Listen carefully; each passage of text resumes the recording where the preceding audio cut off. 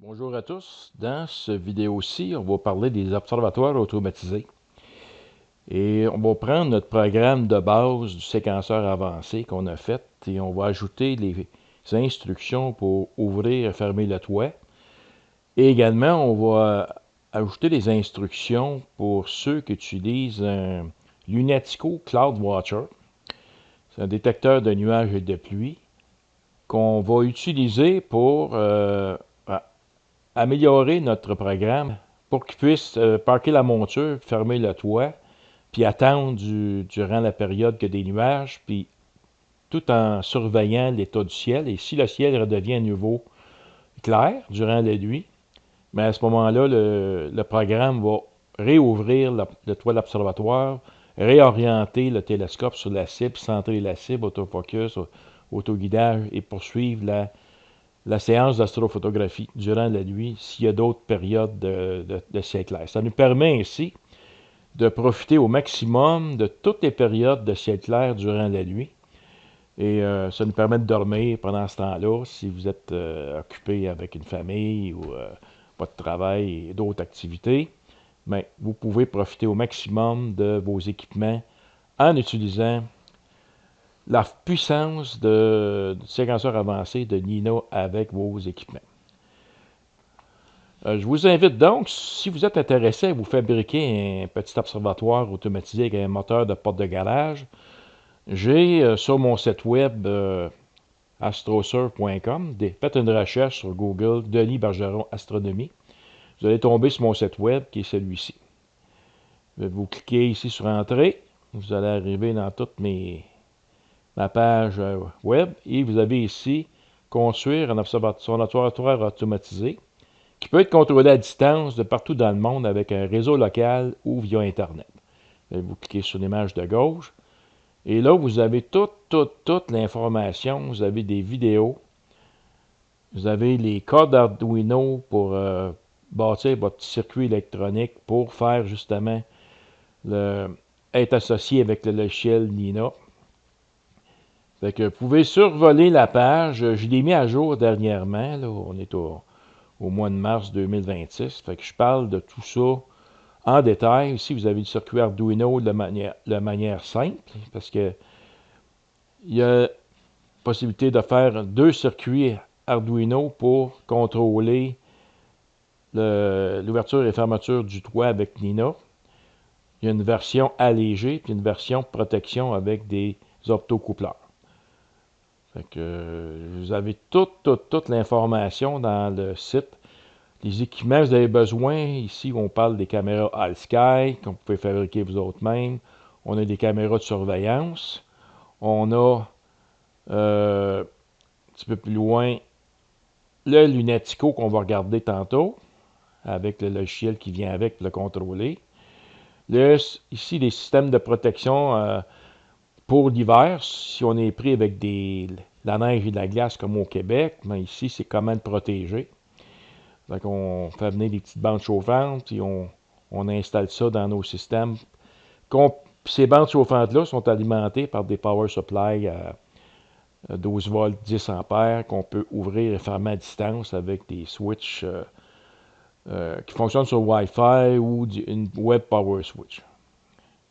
Fait que je fais un survol rapide pour que ça vous donne une idée comment faire. Fait que je parle de tout, de la construction. Si vous voulez construire un observatoire, moi ce que je vous conseille, c'est de lire tout le document, y aller par étapes, pas trop pressé. L'important, c'est de comprendre c'est quoi. Et après ça, ben, vous faites vos plans ou vous regardez ce que vous voulez faire au niveau de l'observatoire. Vous pouvez commencer par faire l'observatoire seulement. Éventuellement, ajouter le moteur de porte de garage. Ensuite, vous pouvez faire le circuit Arduino, qui est très facile à faire. Et après ça, bien, vous utilisez le programme qu'on va voir aujourd'hui, qui va tout faire de l'ouverture du toit jusqu'à la fermeture durant la nuit et toutes vos prises d'image et tout ça. Fait que je vous invite à aller lire sur mon site web la partie qui concerne la construction d'observatoires automatisés si vous voulez en apprendre plus à ce niveau-là. Dans cette vidéo aussi, on va parler de détecteur de nuages et de pluie de la marque Lunatico CloudWatcher. C'est un site en Espagne où ce qu'on peut acheter des appareils pour détecter les nuages et la pluie. Et si vous avez un observatoire automatisé, moi je vous le recommande fortement parce que ça vient avec un petit logiciel très pratique ici qu'on configure pour nos besoins. Et ça nous indique les conditions safe ou unsafe. Quand c'est ici dans le vert, c'est safe. Et aussitôt qu'on tombe dans le cloudy, overcast, ça devient des conditions unsafe. Et c'est de là que notre programme va réagir. Il va envoyer des instructions, quoi faire si, exemple, on est en présence de nuages et encore pire avec la pluie. Fait que lui, normalement, ce qu'il va faire, c'est qu'il va nous protéger notre équipement. Il va commencer par arrêter la séance de photographie, paquer la monture puis fermer le toit. Puis également possibilité qu'il réouvre tout ça si les conditions sont à niveau clair un petit peu plus tard dans la nuit. C'est ce qu'on va voir dans le logiciel. Une chose très importante pour lorsqu'on va ajouter les conditions safe et unsafe, les instructions qui vont gérer cette partie-là, c'est très important d'avoir une espèce de délai. Lorsque le détecteur de nuages va détecter la présence de nuages, il va envoyer des instructions pour fermer l'observatoire. Mais ça arrive que souvent, les nuages, ça vient par période.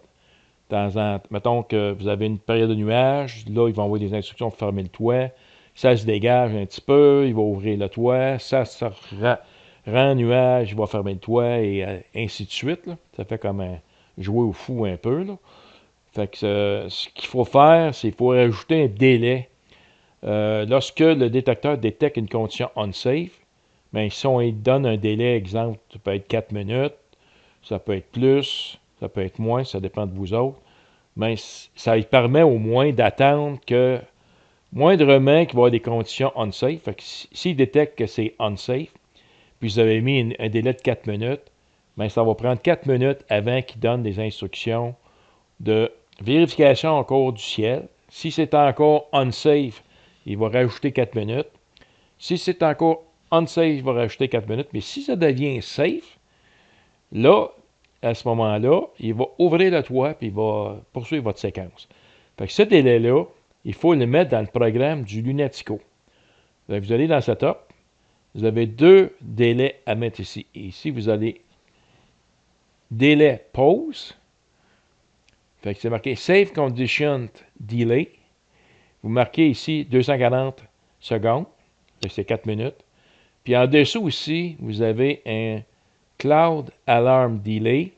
Bien, vous mettez 30 secondes ici. Fait que ces deux paramètres ici dans le logiciel qui gère le Lunatico, c'est très, très, très important de les configurer pour que ça puisse être efficace avec votre programme du séquenceur avancé.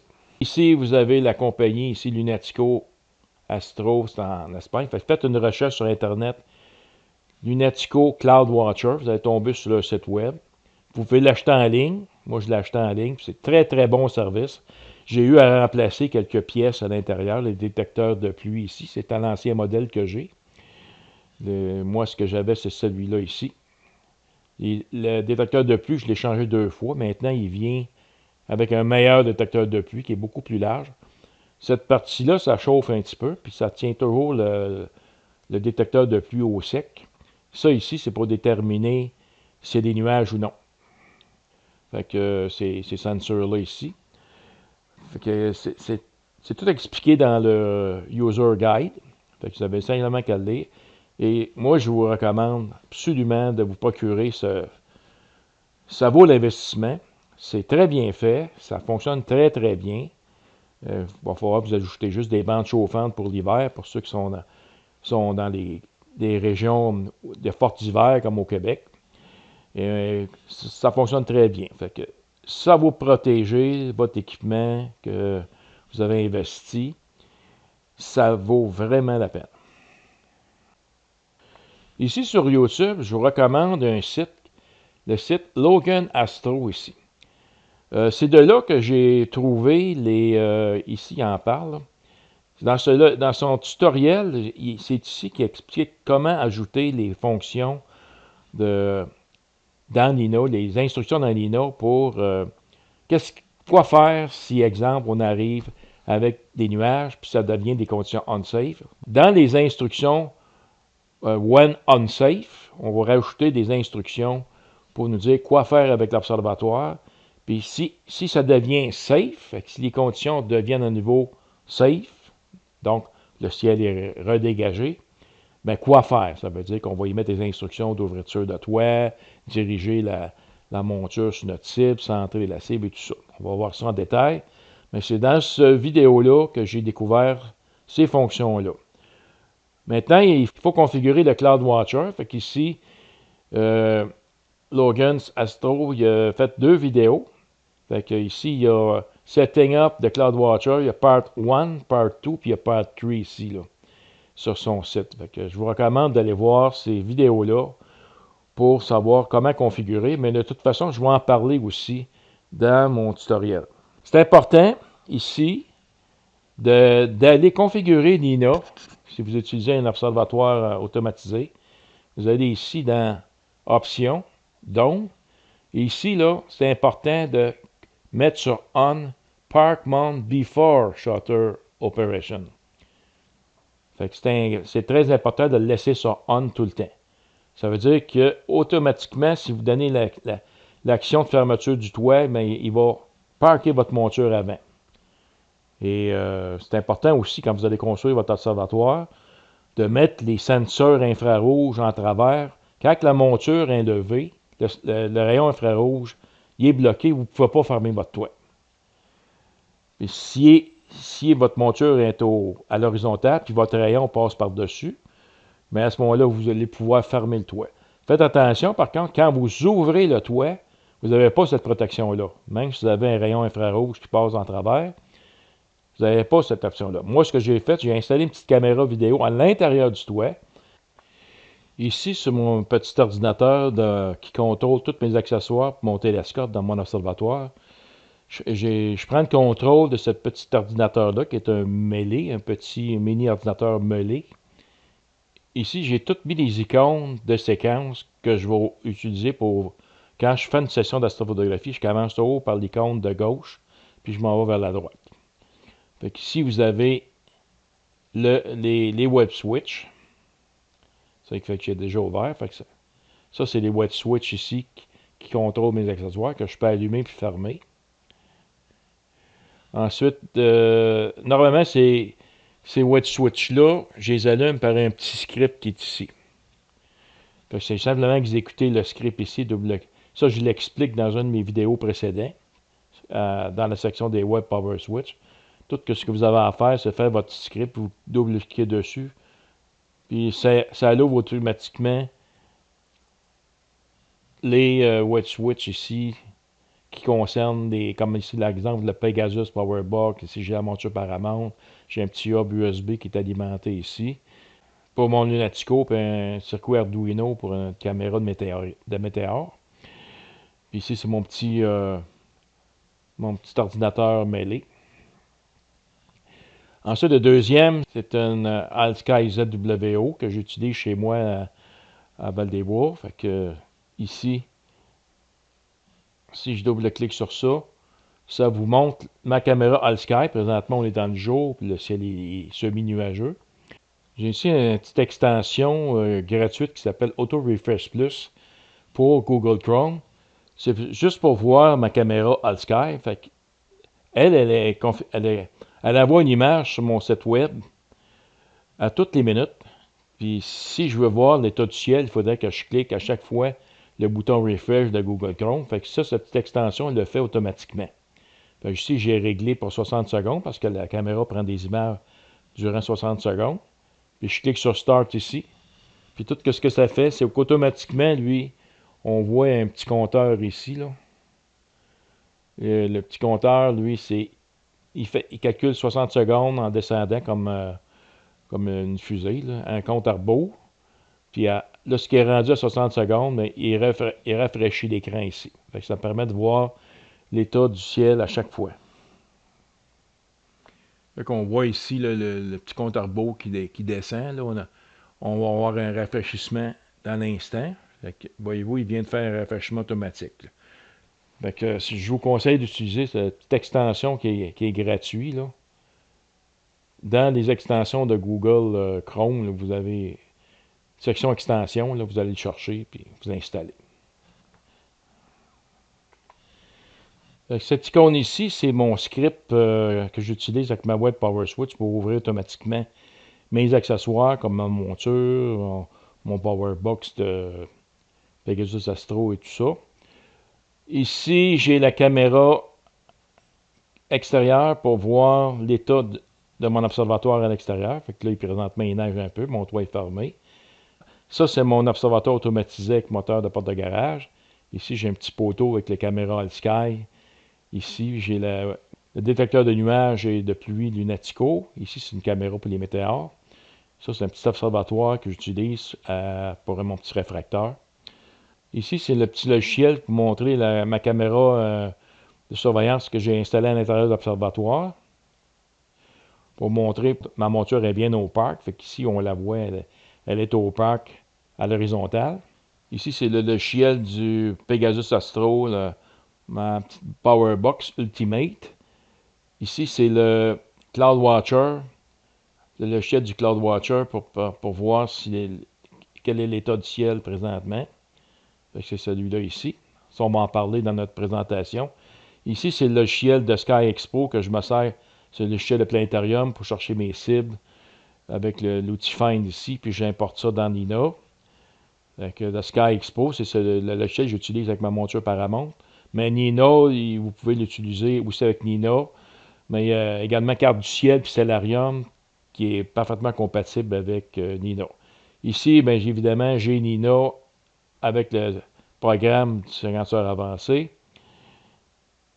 Et évidemment, quand je clique pour tout ouvrir, bien, il va m'ouvrir aussi PHD2 pour faire de l'autoguidage. PHD2 que j'ai mis ici. J'ai également un rotateur Optec Pixis 3 pouces que je peux utiliser de temps en temps, mais je ne m'en sers pas beaucoup. Parce que ma caméra elle est orientée exactement dans le même sens que des axes à son droit de déclinaison. Donc, l'axe vertical, c'est la déclinaison. L'axe horizontal, c'est l'ascension droite. Si je faisais une photo avec un plate soft, ça me donnerait 0 degré là, si je suis situé à l'est du méridien. Et finalement, ici, j'ai encore mon petit script pour fermer tous les accessoires de ma web PowerSwitch. Fait que toutes ces icônes-là, ici, ça a une fonction particulière, puis je vais, normalement, quand je prépare une session, moi, je les ouvre un par un, de la gauche à la droite. Maintenant, pour ajouter les fonctions d'ouverture et de fermeture du toit de l'observatoire automatisé, dans la série d'instructions aussi, vous avez une série qui commence ici dans la boîte qui s'appelle Dome. Dome, c'est pour les observatoires. Fait que tous les commandes ou les instructions qui concernent l'observatoire automatisé avec moteur. Fait que si vous avez un dôme, vous avez les commandes ici. Puis vous avez un toit qui s'ouvre avec moi j'ai un toit ouvrant avec un moteur de porte de garage. Là. Un roll-off observatory, si on peut dire en anglais. Moi j'ai deux fonctions ici que j'utilise. Open Dome Shutter. Fait que je le prends ici puis je vais l'amener immédiatement après mon instruction ici, dans mon séquenceur avancé ici, mais dans les instructions séquentielles. C'est important ici, il ne faut pas les mettre dans l'instruction parallèle parce qu'ici, ça se fait tout en même temps. Ici, c'est un après l'autre. C'est des instructions séquentielles dans la boîte ici. Autrement dit, il faut qu'il fasse la première commande ici. Lorsqu'il va être rendu au crépuscule astronomique, donc à la noirceur, bien, il va ouvrir mon dôme. Il va unparker ma monture, puis il va faire mon home position. C'est important de le laisser ici. Puis, je vais aller à la fin, parce qu'à la toute fin de ma séance, il faut fermer le toit. Fait qu'ici, je vais choisir Close, Dome Shutter. Je le prends, puis je vais l'amener ici, après Park Telescope. Fait que si on regarde là, ce qui va être rendu dans les instructions de fin, il va arrêter le guidage. Il va fermer PHD2. il va parquer ma monture, il va fermer le toit, réchauffer ma caméra, puis disconnecter ici tous les équipements. Ça, c'est dans mon séquenceur de base, que j'ai mis ça dans mon séquenceur de base ici. Les deux fonctions pour ouvrir et fermer le toit. Évidemment, on vient sauvegarder le tout après. Dans les prochaines étapes, on va rajouter les fonctions avec le Lunatico CloudWatcher, le détecteur de nuages et de pluie, pour déterminer qu'est-ce qu'on va faire avec les conditions qui deviennent unsafe, donc des nuages se présentent ou de la pluie. Puis si jamais le ciel se redégage, ben on va donner des instructions pour qu'ils puissent ouvrir le toit, envoyer la monture sur la cible, centrer la cible, autofocus et tout ça. On va donner les instructions en conséquence pour ça. Pour pouvoir ajouter ces nouvelles instructions-là, il faut aller ici dans les plugins. Il faut installer ici Sequencer Power Ups. Également, moi, ici, j'ai rajouté Connector. Ça, c'est pour tout allumer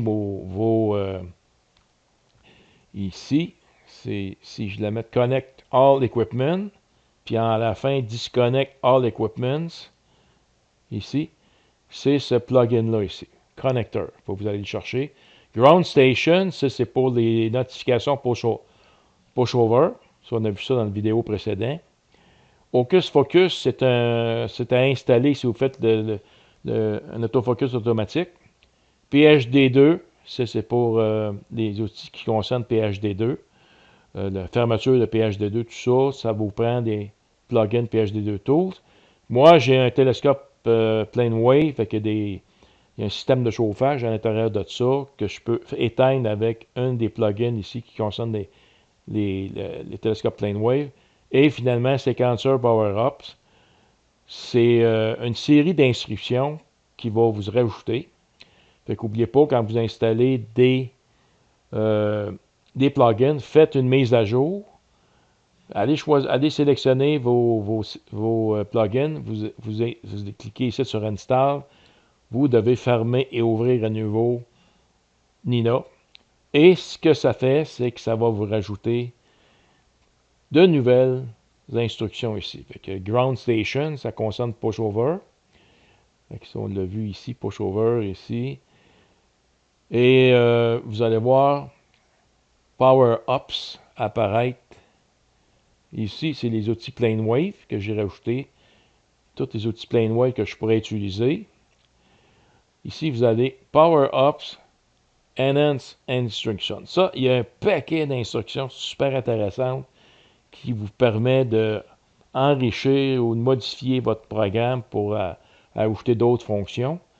Nous autres, ce qui va nous intéresser, c'est les fonctions qui concernent les Safety Monitors, qu'on appelle.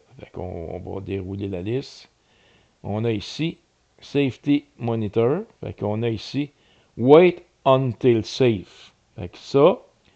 Ça veut dire que le Lunatico va surveiller le ciel. Puis si les conditions sont safe, il va permettre de continuer la suite d'instructions. Ici, on va aller le mettre. Cette instruction-là, on va aller la mettre dans les premières parties de notre séquenceur, dans les instructions du début. Je le prends et je vais le mettre ici. Je peux le mettre partout parce que ça se fait tout en séquence. Fait que lui, là, qu'est-ce qu'il fait? Il fait une boucle. Toutes les instructions se font en même temps. Fait que là, ce qu'il va avoir, refroidir la caméra, connecter les équipements, tout ça. Si les conditions sont safe, il va poursuivre avec les instructions suivantes qui sont en séquentiel. Donc, il va attendre jusqu'au crépuscule astronomique. Quand ça va être rendu là, il va ouvrir le dôme. Après ça, il va parquer la monture. Après ça, il va envoyer ça sur on. Après ça, il va prendre vos cibles ici. Et ainsi de suite. Ça va de haut vers le bas. Mais on va rajouter d'autres choses. Dans les power-up, ici, vous avez Safety. Il y a ici Wait Until Safe. When Become Unsafe. C'est un trigger. Fait que ça, si vous avez vos séquences de prise d'image, c'est dans ça qu'on va mettre ça Parce que lui, quand il va faire la séquence de précisément, vous avez des triggers ici, Meridian Flip, Autofocus et tout ça, mais il va surveiller en arrière-plan tout le temps l'état du ciel. Et s'il s'aperçoit qu'il y a un problème, qu'il y a des nuages qui viennent de couvrir le ciel ou il y a de la pluie, en principe, ces nuages vont arriver en premier. Mais des fois, un orage, ça peut vite arriver aussi. Fait que, il va surveiller votre ciel. Et s'il y a des conditions unsafe que le détecteur de pluie vous envoie, ben, il va avoir une série d'instructions qu'il va exécuter. Fait qu'on on va voir comment ça fonctionne. Fait que si je prends One Beacon Unsafe, c'est un trigger, fait que je le mets ici, dans le trigger ici. Bon, si j'ouvre la boîte, alors je dois y indiquer ici les instructions de ce que je veux qu'il fasse quand les conditions deviennent unsafe. Fait que la première chose, je vais arrêter le guidage. Fait ici, je vais dans les instructions de guidage, je vais lui dire Stop Guiding. Je le glisse dedans. Fait que ça, c'est la première chose qu'il va faire. Ensuite de ça, je vais vouloir qu'il parte la monture. Je vais aller dans le télescope. Je vais choisir l'instruction Park Scope ici, puis je la mets à la suite. C'est important de les mettre en séquence ici. Fait que, ensuite de ça, je vais y mettre un petit délai d'environ 30 secondes. Je vais aller dans l'utilité, puis je vais choisir ici Wait for Time Span. Fait que je le prends, je le mets à la suite de ça, puis je vais y mettre un petit délai de 30 secondes ici. Ensuite, je vais fermer le dôme. Fait que ici, je vais choisir Clone Dome Shutter. Fait que je le prends et je le mets à la suite de ça. Donc, ce qu'il va faire, s'il voit des conditions unsafe, il va arrêter le guidage, il va parquer la monture télescope, il va attendre un petit 30 secondes que la monture soit parfaitement parquée. Ensuite, il va fermer le dôme complètement. Vous n'êtes pas obligé nécessairement de mettre ici un délai. Vous pouvez le mettre plus court si vous voulez. Moi, j'en ai mis un pour m'assurer que tout fonctionne parfaitement. Ensuite, là, ce que le logiciel va faire, c'est qu'il a fermé tout ça, il a fermé votre observatoire, mais il continue à surveiller le ciel avec le Cloud Watcher. Qu'est-ce qu'on fait si jamais le ciel se redégage quelques minutes ou quelques heures plus tard? Bien, il faut rajouter une nouvelle fonction dans Power Up Safety, Once Safe. Vous prenez celle-là, vous l'ajoutez à la fin. Là, il vient de mettre une petite boîte ici. Une fois que les conditions vont être safe, on rajoute les instructions. Fait que, on fait l'inverse de tout ça. Donc, la première chose qu'on va faire, on va réouvrir le toit. Je vais ici dans la petite boîte de dôme des observatoires et je vais chercher l'instruction Open Dome Shutter. Fait que je le prends, je le glisse dans la boîte Once Safe, ici. Ensuite, une fois que le dôme a été ouvert, la deuxième instruction, je veux que ça soit Unpark la monture. Fait que je vais dans Télescope ici, puis je vais chercher l'instruction Unpark Scope. Je le mets en dessous. Ensuite, je veux qu'il envoie le télescope sur le Home Position. Fait qu'il dit après ça, Find Home, Slew and Center. Si vous avez un rotateur, vous prenez la fonction Slew, Center and Rotate ici. Moi, je n'utiliserai pas mon rotateur, je vais simplement envoyer ça sur ma cible. Je prends la fonction Slew and Center, puis je la mets à la suite de ça. Et après ça, c'est le guidage. Je vais chercher la fonction Start Guiding. Fait qu'ici, dans la boîte Guider, j'ai la fonction Start Guiding ici. Et je la mets à la suite de Slew Center. Dans le fond, ce qu'on fait, c'est que on reproduit un peu la séquence ici des instructions lorsqu'on débute une cible. Fait que les trois instructions, Run Autofocus, Slew Center, Start Guiding, mais on les reprend une fois que les conditions sont safe. On les met ici.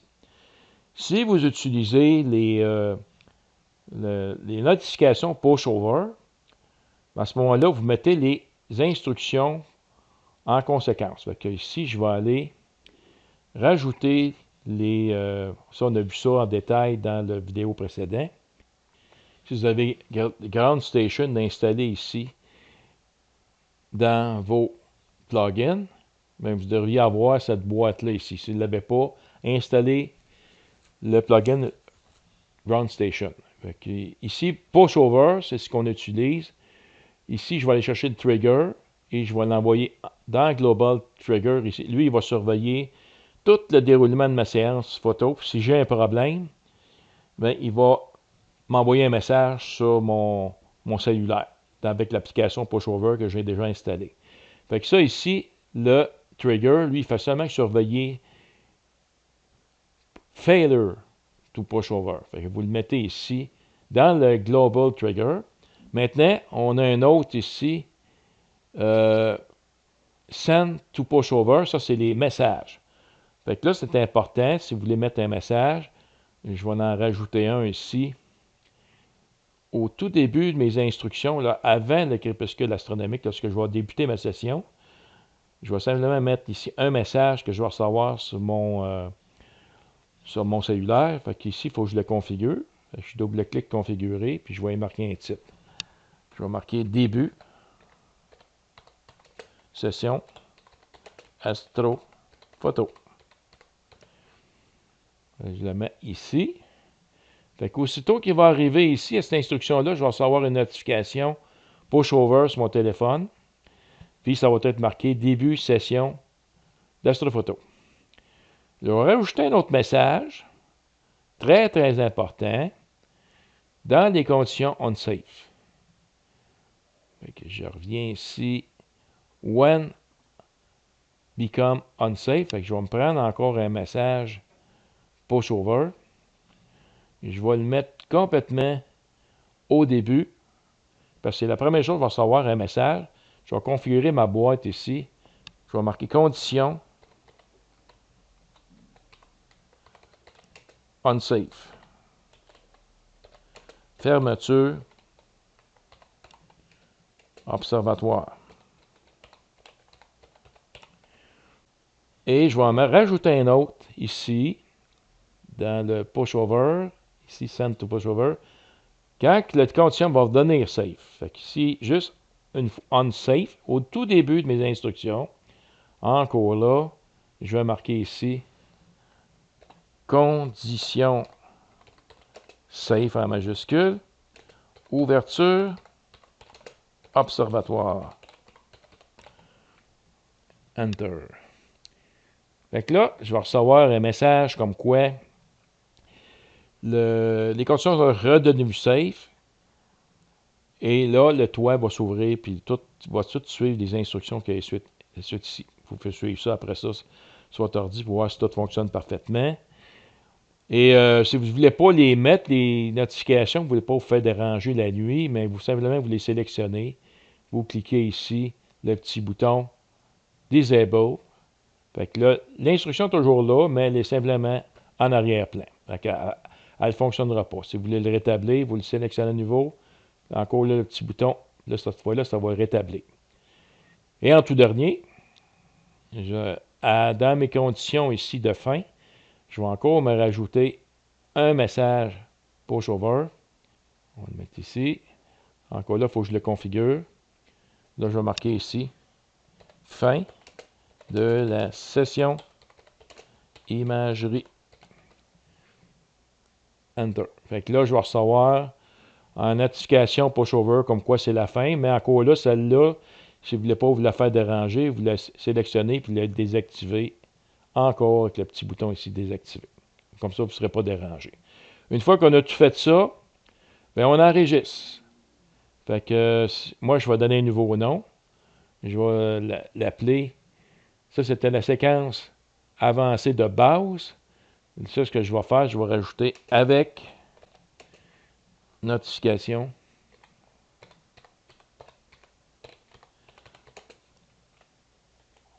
pushover et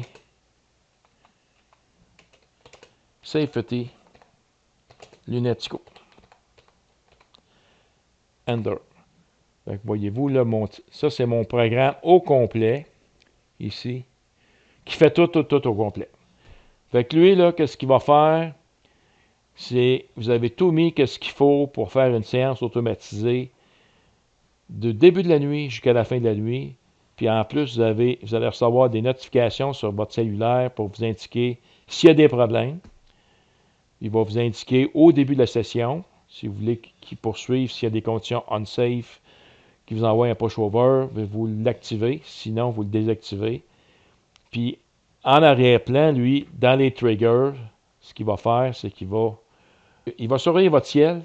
Et si les conditions deviennent safe, bien, il va automatiquement tout ouvrir, envoyer ça sur votre cible, centrer tout ça, autofocus, autoguidage, poursuivre votre session jusqu'à la fin de la nuit. Il ne faut pas oublier que si vous avez fait des changements, comme là, on a fait M81, mais on a une deuxième cible. Il faudrait tout refaire les changements sur la deuxième cible. Ce que je vais faire, je vais l'effacer. Là, j'ai comme une cible. Là, j'ai tout fait, les tests, tout fonctionne parfaitement. Je vais simplement aller faire ici un duplicate. J'ai cliqué ici sur le bouton duplicate. Fait que ça me refait exactement une copie conforme à tout ce que j'ai ajouté dans mon précédent. Là, à nouveau, je vais cliquer sur enregistrer. Fait que là, j'ai mon programme avec deux cibles qui va faire exactement la même chose que la première cible. La seule chose qu'il faut que vous vous assuriez, c'est ici dans les conditions de loop, là, votre première cible. Bien, ici dans loop until time, vous marquez une heure particulière là, où ce que vous voulez qui passe à la deuxième cible. Et la deuxième cible, il n'y a pas grand-chose à changer parce qu'ici, on a installé, bien ici, vous avez encore loop until time. Cette fois-ci, moi, ce que je vais faire, c'est que je vais marquer astronomical down. Ça veut dire qu'il y a deux conditions ici. Soit que l'objet atteint une altitude de 40 degrés, puis il va passer aux instructions de la fin, ou soit qu'il arrive jusqu'à l'aube, à la fin du crépuscule astronomique, et là, après ça, il va passer aux instructions de fin ici. Là, à ce moment-là, vous pourrez recevoir une notification pushover comme quoi c'est la fin de votre session d'imagerie. Là, je vais enregistrer à nouveau parce que je viens de faire des modifications ici. Fait que voilà, vous avez maintenant un super programme qui fait tout avec un observatoire automatisé, incluant des notifications pushover et des surveillances du ciel avec les moniteurs de détection de nuages et de pluie, Lunatico. Et si vous avez des fonctions dans ça que vous ne voulez pas activer, mais vous voulez garder quand même votre programme, bien simplement vous sélectionnez puis vous cliquez le bouton désactiver. Fait à partir du programme de séquenceur avancé de base, bien on peut rajouter d'autres fonctions, d'autres instructions. Là, on a rajouté des instructions pour le pushover, des notifications pushover, puis on a rajouté des instructions pour gérer un observatoire automatisé. Bien, si vous voulez pas avoir, si vous n'avez pas d'observatoire automatisé, vous n'avez pas de Lunatico, bien, simplement vous effacez les instructions qui vous concernent pas. Fait que vous sélectionnez, exemple ici, pushover, j'en ai pas, je ne veux pas l'avoir. Vous simplement vous délitez ici. Mais n'oubliez pas d'enregistrer à nouveau votre séquence. Et si tout est fonctionnel, puis si vous êtes satisfait de votre programme, vous pouvez ici, dans Imaging, vous avez un endroit ici, Startup Sequence Template. Bien, simplement, vous cliquez ces trois petits points ici. Vous allez choisir le programme que vous utilisez, un séquenceur avancé. Vous cliquez Open ici. Et automatiquement, quand vous allez partir Nina, puis vous allez aller dans votre séquenceur avancé, le programme va être déjà installé. Vous n'avez pas besoin de cliquer ici sur le dossier, aller chercher votre programme. Tout ça va se faire automatique. Puis une dernière chose importante, si vous utilisez une Lunatico CloudWatcher, c'est d'aller ici dans Options, Observatoire, et de mettre sur On ici, Close on Unsafe Condition. Ça veut dire que si les détecteurs de nuages ils voient que les conditions sont unsafe, automatiquement, il va parker votre monture parce que vous avez ici indiqué park la monture avant le shutter operation, donc avant la fermeture du toit. Bon, on va parker la monture. Très, très, très important que ce bouton-là soit toujours sur On. Puis ici, bien, si vous avez un détecteur de nuages, c'est important de le mettre sur On ici pour que votre programme fonctionne parfaitement selon vos vos instructions que vous avez mis, on-safe et tout ça, bien, assurez-vous ici que Close Unsafe Condition soit sur On. Donc voilà, vous avez maintenant tout ce qu'il faut pour utiliser Nina au maximum de sa puissance. Vous pouvez facilement vous faire un programme personnalisé avec le séquenceur avancé puis l'utiliser avec succès. Surveillez l'évolution du programme parce qu'il y a toujours des nouveaux plugins qui installent ici. Et ça augmente la puissance de Nina. Donc, on va voir éventuellement l'utilisation de certains de ces plugins qui peuvent vous être bien utiles dans vos sessions d'imagerie. Je vous remercie beaucoup de votre attention et je vous souhaite un bon succès avec Nina.